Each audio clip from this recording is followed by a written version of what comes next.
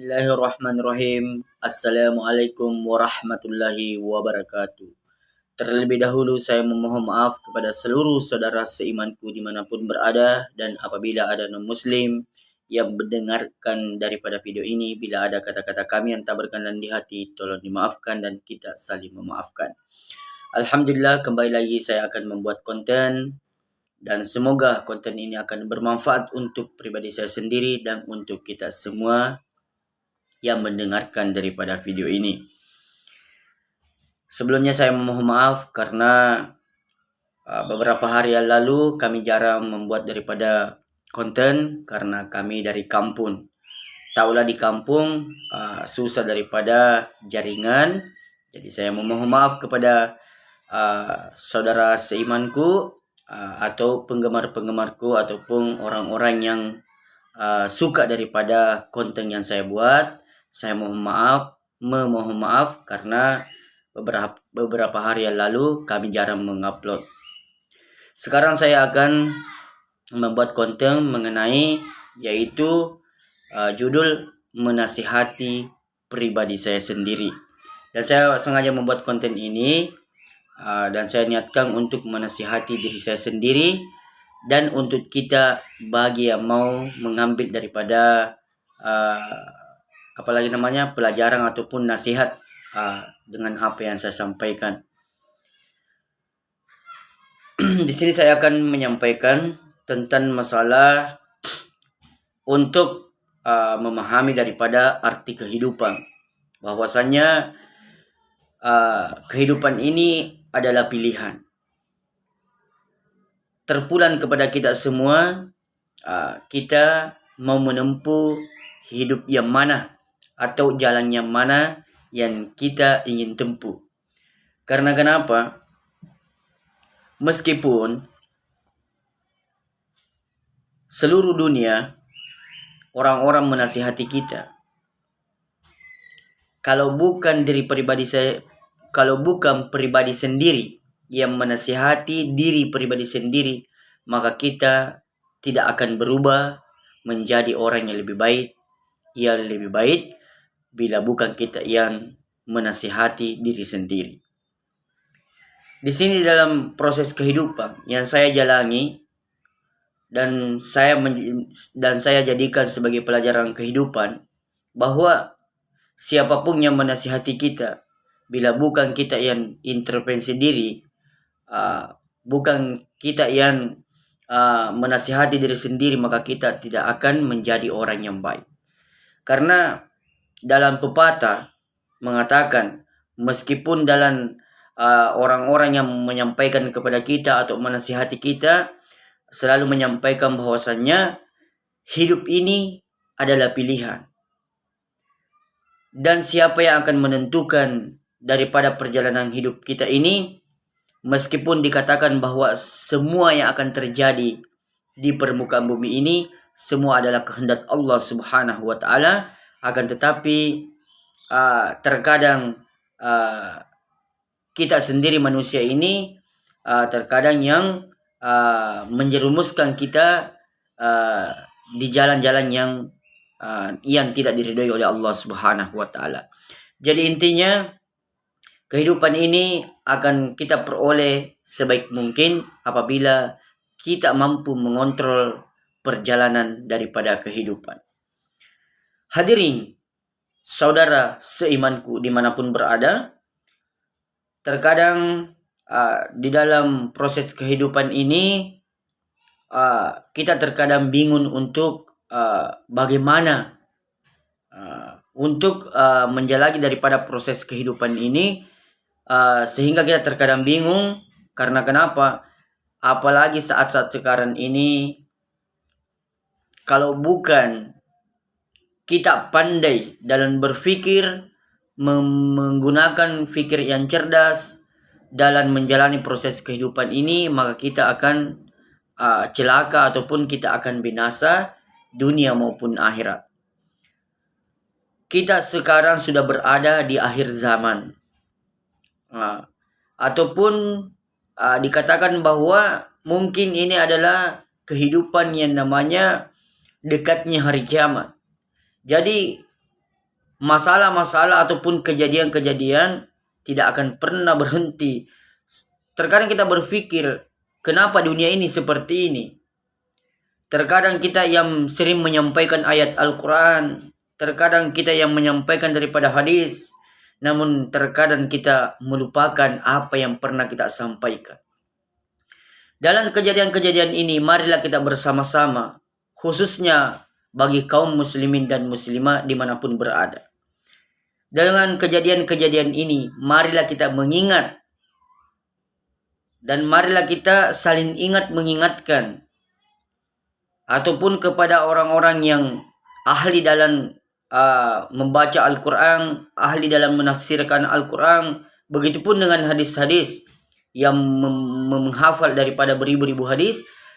Marilah kita bersama-sama mengingat, bila kita pernah menyampaikan hadis seperti ini, kita pernah menyampaikan ayat Al-Quran seperti ini. Mungkin bila bukan kita yang tertimpa daripada musibah, mungkin kita bisa menyampaikan dengan seperti apa. Tetapi apabila kita yang tertimpa musibah, terkadang kita melupakan ayat apa yang pernah kita sampaikan, hadis apa yang pernah kita sampaikan. Dan sekarang saya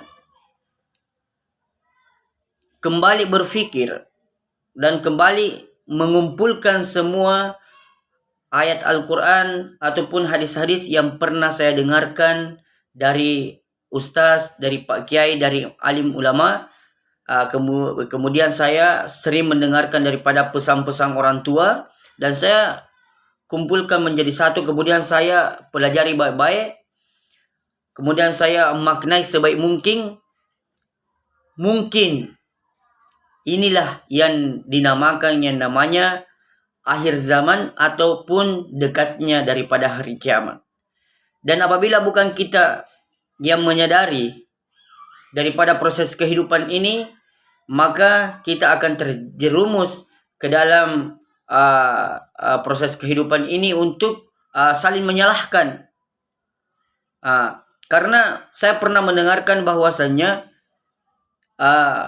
dalam satu hadis dikatakan, dan kurang lebih ini artinya, bila kau tiba di masa yang namanya zaman fitnah, maka kita tidak tahu kita arah kemana akan melangkah. Kemudian kita ini bisa mengetahui perbuatan yang mana kita lakukan sehingga baik, ataupun perbuatan yang mana yang kita lakukan sehingga orang bisa mengatakan perbuatan itu baik. Dan saya rasa mungkin ini adalah saatnya itu terjadi, karena saya lihat yang ini mengatakan benar, yang ini mengatakan salah, sehingga kita ini bentrok. Akhirnya apa yang terjadi, kita akan saling bertengkar dan saling menyalahkan. Dan disambung dengan saya mendengarkan kemarin, ataupun sudah ada yang baru-baru saya dengarkan, ada yang sudah bertahun-tahun, bahwa bila masa itu terjadi, maka kita akan tenang dalam beribadah bila kita mendiamkan diri di salah satu tempat yang sunyi. Dan saya tidak menafsirkan ataupun mengeluarkan fatwa, karena ilmu saya sangat secuil, apalagi bukan saya seorang ulama, tapi saya hanya memaknai dengan apa yang pernah saya dengarkan. Dan mungkin ini adalah saatnya, karena saya saat sekarang ini saya melihat di sosial media maupun di depan mata kepala saya sendiri, orang, ustaz, Pak Kiai, alim ulama terkadang saling menyalahkan dengan ilmu yang dia miliki. Hadirin yang dimuliakan oleh Allah Subhanahu wa taala, marilah kita bersama-sama, khususnya kaum muslimin dan muslimah, untuk bersatu supaya kita jangan saling menyalahkan dan kita mengingat ataupun mengingat dengan apa yang pernah kita sampaikan, kemudian kita cernahi baik-baik dengan ayat Al-Quran, begitupun hadis yang pernah kita pelajari, sehingga kita tidak saling menyalahkan. Karena kenapa? Apabila kita saling menyalahkan, maka bukanlah kedamaian yang akan datang, tetapi semakin kehancuran. Dan disinilah saya selalu berpikir ketika saya melihat daripada video seorang penceramah, penceramah ini, penceramah itu, Masya Allah.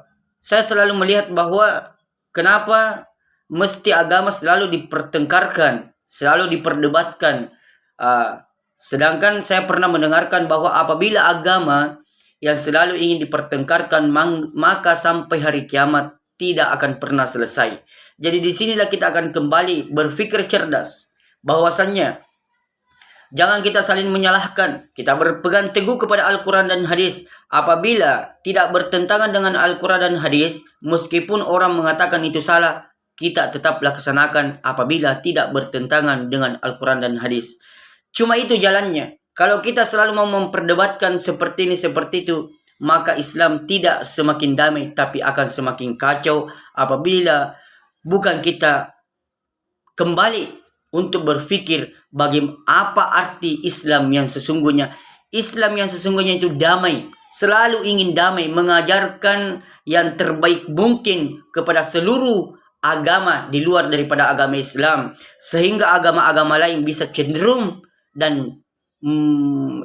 kepada agama Islam dan bisa ikut masuk ke dalam agama kita, yaitu agama Islam, apabila umat Islam mencontohkan Islam yang sesungguhnya.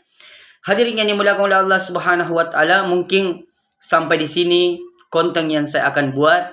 Semoga konten ini akan bermanfaat untuk pribadi saya sendiri dan untuk kita semua, khususnya kepada kaum muslimin dan muslimat, agar kita tidak saling menyalahkan. Karena apabila saya melihat dan mempelajari dan menggabung ceramah-ceramah yang pernah saya dengar dari Pak Ustaz, Pak Kiai, alim ulama, kemudian pesan-pesan dari orang tua, mungkin memang ini adalah saatnya yang namanya akhir zaman dan dekatnya hari kiamat. Kenapa dikatakan bahwa suatu saat nanti akan munculnya daripada Imam Mahdi? Disitulah saya akan memaknai bahwa mungkin dengan munculnya Imam Mahdi yang akan meluruskan kita sehingga Islam bersatu kembali. Mungkin itulah jalan-jalan sehingga Islam bisa bersatu kembali. Karena kaum muslimin dan muslimat yang sama berbahagia, buka mata kita, mata hati kita untuk melihat kejadian saat sekarang ini, bahwa jangan kita mau membohongi diri sendiri. Kita melihat daripada di sosial media, daripada penceramah salin daripada baku hantam-hantam ayat, begitupun dengan hadis, karena masing-masing mempertahankan daripada ilmu yang dia miliki.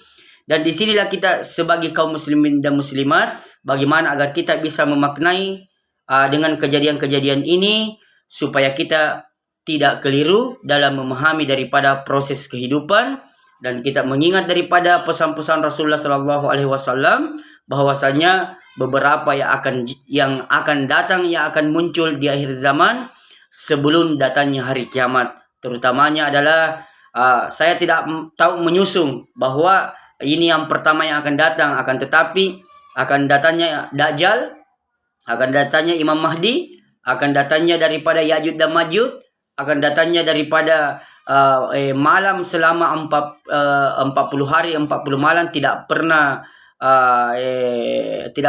ada namanya matahari, dengan datangnya daripada Nabi Isa, dengan banyak yang akan datang. Dan di sini saya memaknai daripada ilmu-ilmu yang pernah saya pelajari, mungkin Islam akan bersatu kembali bila turunnya nanti Imam Mahdi. Ini hanya saya memaknai daripada ceramah Pak Ustaz, Pak Kiai, alim ulama, dan pesan-pesan orang tua, sehingga saya memaknai. Bukan saya menafsirkan dan bukan saya berfatwa, tapi saya memaknai daripada arti-arti ceramah yang pernah saya dengarkan.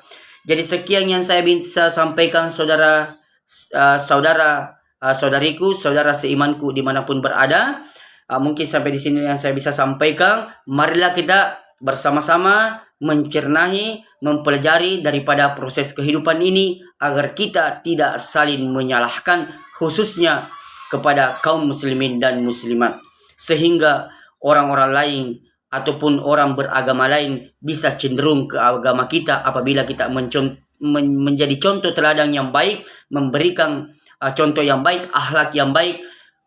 Orang-orang beragama lain tanpa kita ajak untuk masuk ke agama kita, dia akan ikut dengan sendirinya apabila kita memberikan contoh teladan yang baik sebagaimana yang pernah dicontohkan oleh Rasulullah Shallallahu Alaihi Wasallam dan para sahabatnya. Sekian yang saya bisa sampaikan, saudaraku. Bila ada benarnya datangnya dari Allah Subhanahu Wa Taala, bila ada yang salah ke pribadi yang saya sendiri, dan saya istighfar kepada Allah Subhanahu Wa Taala, dan saya memohon maaf kepada saudara seimanku dimanapun berada. Bila ada dong muslim yang mendengarkan daripada video ini, bila ada kata-kata kami yang tak berkenan di hati, tolong dimaafkan dan kita saling memaafkan sesama manusia. Kita tutup dengan doa kepada majelis. Subhanallahi wa bihamdihi, subhanakallahumma wa bihamdika, asyhadu an la ilaha illa anta, astaghfiruka wa atubu ilaik. Assalamualaikum warahmatullahi wabarakatuh.